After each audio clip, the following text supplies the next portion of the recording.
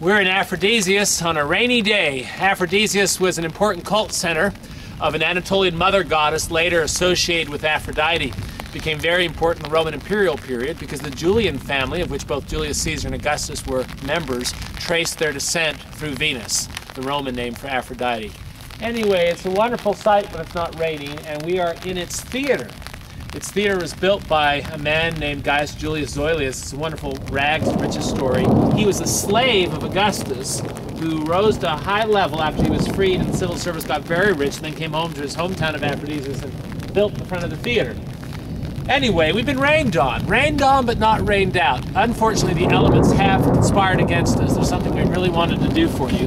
Oftentimes, areas of seats are labeled with people's names or more often groups. You can kind of make out something faintly here.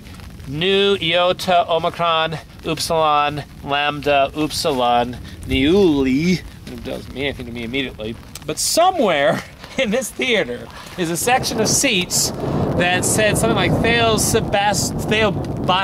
what was it? Theosebes. Theosebes kai Hebraeus.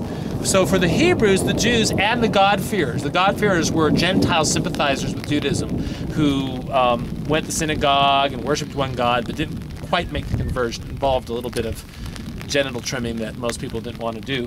Anyway, it suggests there's a Jewish community here and a group of people that worshipped with them.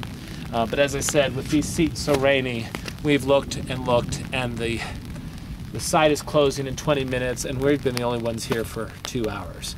Once again, Aphrodisias, wonderful site, even in the rain, has some significance as the last issue of Biblical Archaeology Review suggested in terms of Judaism, God-fearers, and the interesting permeability of religious groups in the Roman Empire.